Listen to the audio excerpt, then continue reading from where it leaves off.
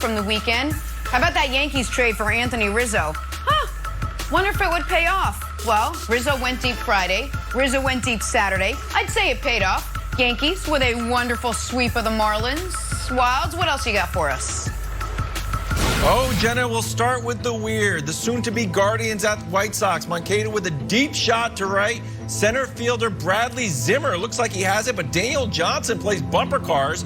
The ball ends up ricocheting over the fence for a solo home run or three-person home run, depending on how you look at it. Moving on to the wonderful Saturday night. The Charlotte Knights playing host to the Jacksonville Jumbo Shrimp. Drive to deep center and Jumbo Shrimp star Monte Harrison scales the wall to make the grab. No big deal. He's like, yeah, I got it. One of the best catches in the Jumbo Shrimp's long and storied history. Jumbo Shrimp take the win. 10-4. But finally, the weird, checking in on the Bowie Bay Sox, who aren't affiliated with the Red Sox or the White Sox, actually the Orioles minor league team. Foul ball drifting on a play. Bay Sox outfielder John Reiser hops over the fence for the catch. That's amazing. And the souvenir. That's so cool. Not an out, just a foul ball. Should be illegal. Your feet need to be on or above the field when you make the catch. Although I'm officially protesting this rule, so this counts as an out. So they're going to review that in minor league baseball reference. So congratulations, John Reiser. That's weird and wonderful from the National Pastime. That was great stuff, Wilds. I love that. Hey, we're in Indy for a little drawing a blank. Carson Wentz already sidelined with an injury. Hurt his foot last week. A report says, though, he wants to avoid surgery, wants to play through it. He's targeting week 1 to return. Week 1, by the way, Colts hosting the Seahawks on Fox. That's not a gimme. Hey, Brandon, the latest injury to Carson Wentz should have Colts fans feeling blank. Deflated. They should feel deflated. Yep. I'm deflated. I know we're a couple of weeks away, maybe even next week. I don't know. Maybe the producers are throwing in the predictions. And I was going to go out there and say this was going to be my Super Bowl pick. This team right here, yes. Oh, my God. And I was going to be the only one standing on that little limb. That was going to be me. And now? Absolutely. This is the only team that can compete with the Chiefs. And now, I mean, I'm deflated. We don't know what's going on. Wow. Like, no one, is he going to have surgery? Is he not going to have surgery? This is a team, right, with a defense, a top 5 defense. They also can run the ball.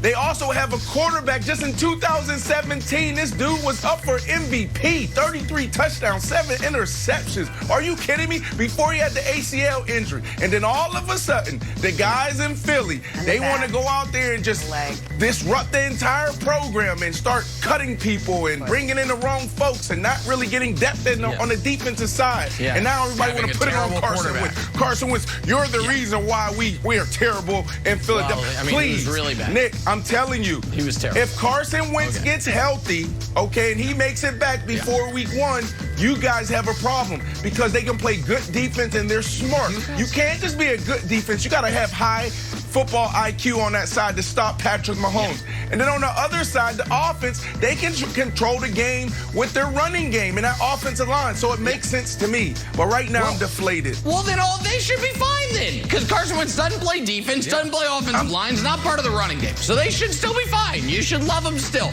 Listen, nobody you need has him. ever. No, you need him. No, you need him. Yeah, I understand. No, you're right. Carson. Because his backup's Jacob Eason and they just signed Brett Hundley. I get it. But my Lord, do you know how many guys have actually won an NFL MVP and it doesn't get mentioned 10% as much as the one Carson Wentz almost won?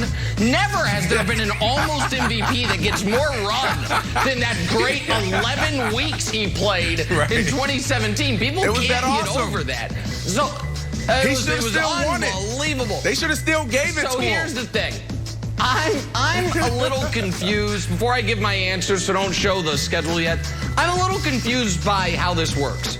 It's like, hey, big injury, might be out months. Oh, turns out if we do nothing, maybe he plays week 1. What? So wait, hold on. It was like he might need surgery, which could knock him out months. Or the other option, do literally nothing and he'll play week 1. So I think that either way, his season's going to be hampered massively by this injury. And that's why my answer is should be feeling done by Halloween. Show me the schedule. There is one clear victory between right now and Halloween. Week 1, underdogs, look it up, home against Seattle. Week 2, underdogs, look it up, home against the Rams. Week 3, underdogs at the Titans. Week 4, you know what? Give them a victory over the Dolphins. At the Ravens, home for the Texans, at the Niners, and then you get the Titans on Halloween. That has 2 and 6 at best written all over it. So by the time you're getting your kids in their Halloween costumes, what's up, Brandon? Tell me. Show me the wins. Find me the wins. Do you not understand? All of them. All of them. Man, this is football. It's going to come down to Sunday, not this schedule and not these predictions. Defense wins games. Running game, it wins games. They have the perfect formula. Are you kidding me? And then you have Carson Wentz can come in there, do some play action, bombs away. Hold on. Wilds, just give us 1 second here. I'm just curious. Brandon, go for it. Because you love the Titans. You love the Titans, right? The Titans are going to be indefensible. No, Derrick Henry, the MVP. Okay, so that's 2. Let's just say they split against the Titans, defense isn't great.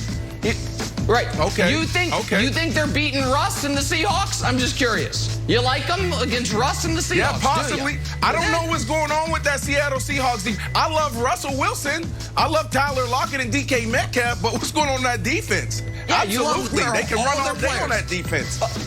Okay, all right. LA, Listen, let's go to the Rams. I think the Colts, Wilds, I think the Colts are going to be, Colts fans are going to be watching a lot more college football than pro football in December because they're going to be like, what can a top 5 pick get us this year?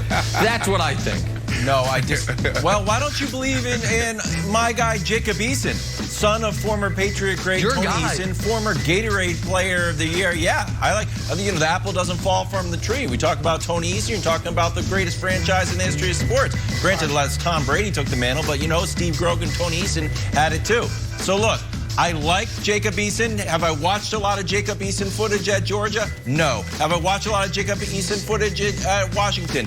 No. But I did see this tweet that I started to get fired up once I saw that he was related to Tony Eason. And I was like, oh, he's got it. Colts quarterback Jacob Eason has a favorite target he enjoys throwing to. Linebacker Bobby Okereke has intercepted Eason on back-to-back days. So, look, not great start for my guy, Jacob Eason. There is an option to move Okereke to wide receiver. So, Jenna, that's an, play both ways. That's an option for, let Jacob's favorite target get some offensive Wild's own little silver lining in his head. Hey, let's stay on the football field. We got to talk some Aaron Rodgers. He says he's all in. Is he past all the drama and ready to lead the pack to a Super Bowl? Break it down next. This is First Things First.